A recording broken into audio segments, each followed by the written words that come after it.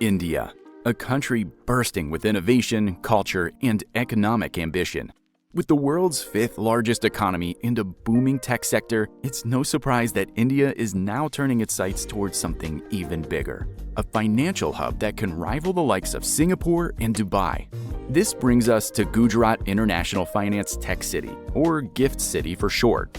Nestled on the banks of the Sabarmati River, this $20 billion megaproject is designed to be India's answer to the world's most advanced business districts. But creating a futuristic finance hub from scratch is no small task. With towering skyscrapers, underground utility tunnels, and tax breaks so enticing they'd make offshore accountants blush, GIFT City certainly has ambition. The question is, can it deliver? Or will it become yet another overambitious dream? Let's dig in. To understand GIFT City, imagine an entire business district designed to be smarter and more efficient than anything India has seen before.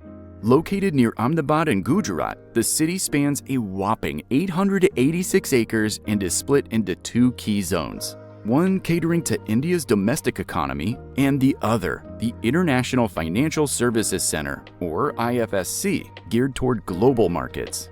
Now, this isn't your average office park. GIFT City is packed with innovations that make it stand out, even compared to global hubs. Its underground utility tunnels keep power lines, water pipes, and internet cables neatly hidden, leaving the streets pristine. Meanwhile, its district cooling system, which pumps chilled water to buildings, reduces energy consumption by up to 30%. And let's not forget the city's automated waste management system, which ensures a zero-waste policy.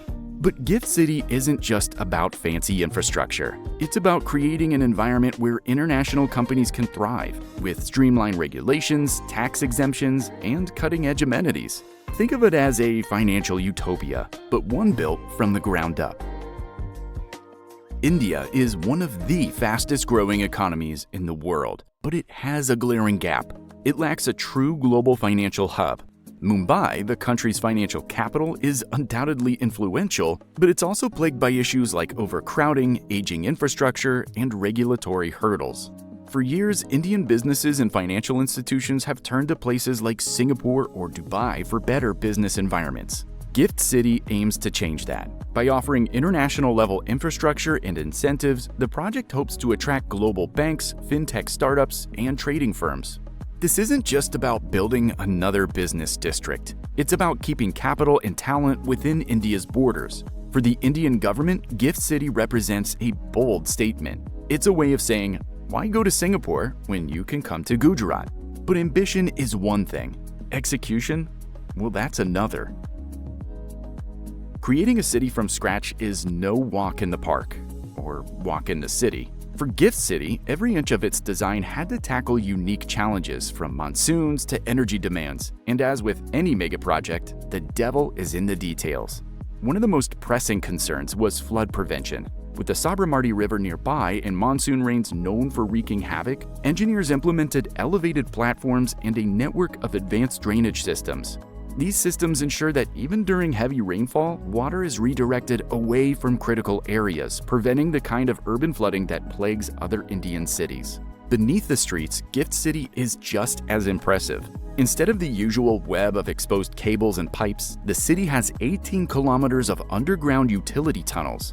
And these tunnels don't just look clean, they're designed for efficiency. Need to repair a water main? Well, no need to dig up the street. Crews can simply drive through the tunnels to access the problem. It's a level of forethought rarely seen in urban planning, especially in India.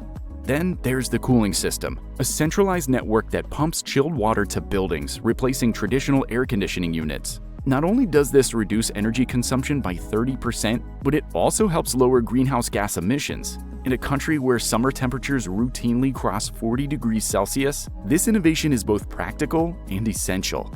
But perhaps the most exciting feature is GIFT City's commitment to sustainability. With LEED-certified buildings, automated waste systems, and smart street lighting, the city is a model for eco-friendly urban design. It's not just about building for today, it's about planning for the future.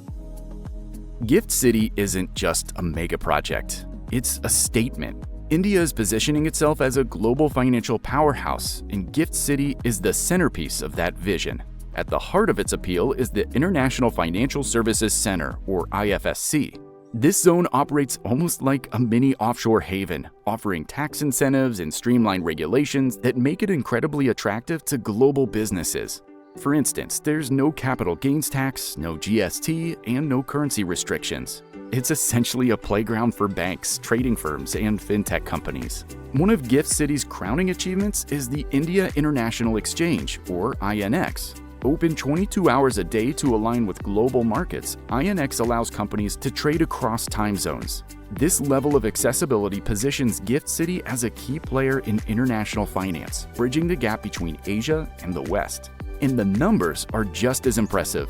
The city is expected to create over 1 million jobs, not just in finance, but also in construction, IT, and hospitality. For Gujarat, this means a significant boost to the local economy. For India, it's a chance to keep capital flowing within its borders, rather than losing it to overseas markets. But here's the kicker.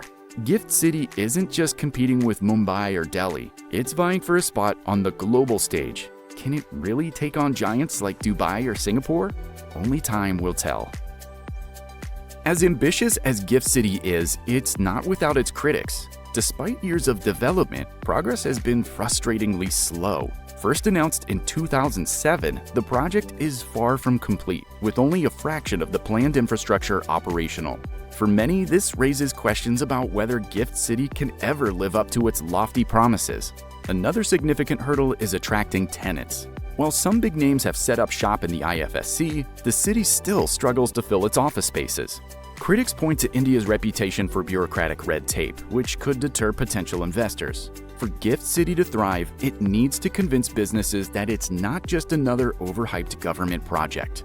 Competition is another sticking point. Cities like Dubai and Singapore have decades of experience and well-established reputations.